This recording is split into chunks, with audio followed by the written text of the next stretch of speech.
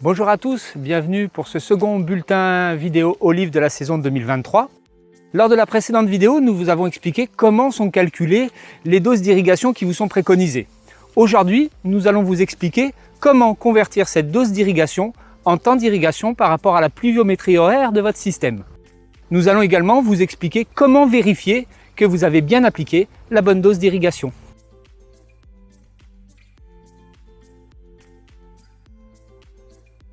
Donc pour revenir à ce que disait Julien, lorsqu'on a une dose qui est préconisée, donc par exemple ici 25 mm par semaine, ce qui est le besoin actuel pour les oliviers, pour le convertir en temps d'irrigation, on passe par le calcul de la pluviométrie horaire, c'est-à-dire le nombre de millimètres délivrés en une heure. Pour ça, la méthode la plus simple, c'est de rapporter le débit d'un émetteur. Alors un émetteur, c'est un micro-jet, un goutteur, un asperceur. Donc ici, on est sur un verger avec des micro-jets. Et ce débit-là, en litre-heure, on le rapporte à ce qu'on appelle la maille, qui est la surface délimitée par 4 émetteurs. Donc ici, on est planté à 6 par 6, on a un micro-jet par arbre. Ça veut dire que notre maille, du coup, elle est de 36 mètres carrés. Sachant que le débit de ce micro-jet est de 64 litres-heure, si je fais 64 divisé par 36, j'obtiens une pluviométrie horaire de 1,8 mm/h. Donc pour calculer mon temps d'irrigation, je fais 25 divisé par 1,8 et ça me fait à peu près 14 heures de fonctionnement du système. Pour un système en goutte à goutte, on a exactement le même raisonnement à faire. Donc par exemple, on a 4 mètres d'écartement entre rangs et des goutteurs tous les mètres, ça fait une maille de 4 mètres carrés. Avec un débit de 1,6 litre/heure par goutteur, ça nous donne des pluviométries horaires de 0,4 mm/h. Donc pour le besoin actuel, si on le rapporte à une irrigation quotidienne, on est sur 9 heures de fonctionnement du système. Et petite exception du cas du goutte à goutte en double rampe, tout simplement, on considère que la pluviométrie horaire elle est multipliée par 2 par rapport au calcul qu'on a fait tout à l'heure. Donc on fait 0,4 x 2, on a 0,8 mm/h.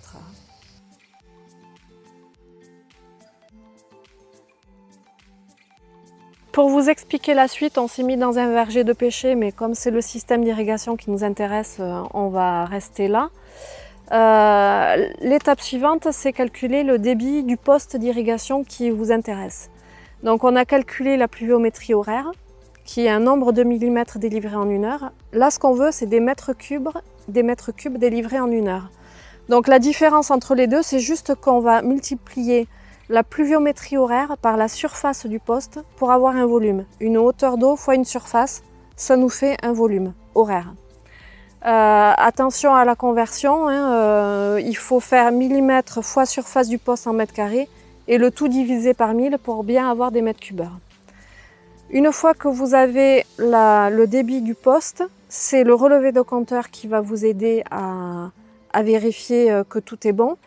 Et dans le cas où votre compteur est sur une ligne, comme c'est le cas ici, c'est pas le débit du poste que vous allez calculer, c'est le débit que vous allez avoir en aval du compteur.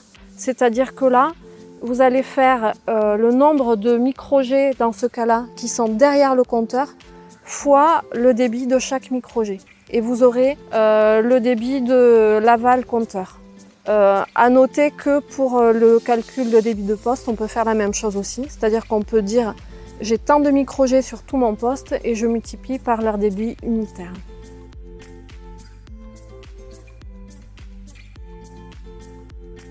Comme Maider vient d'expliquer, et comment convertir les préconisations en temps d'irrigation, suite à ça, on va dire qu'on a apporté nos 25 mm par semaine, qui équivaut à un certain 14 heures par exemple d'arrosage pour les micro-jets sur l'exemple de Maider.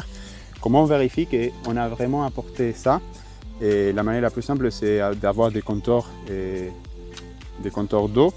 Par exemple, nos 25 mm qui équivaut à 250 m3 à l'hectare.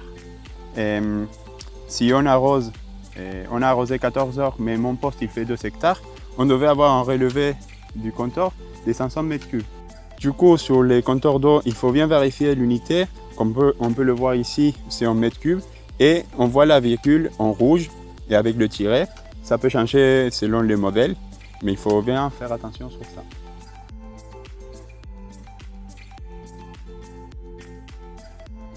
Pour revenir sur notre exemple des 25 mm ou 500 m3 sur 2 hectares qu'on a apporté sur une semaine, on va vérifier et s'il y a des écarts, on peut avoir des écarts de moins ou en plus.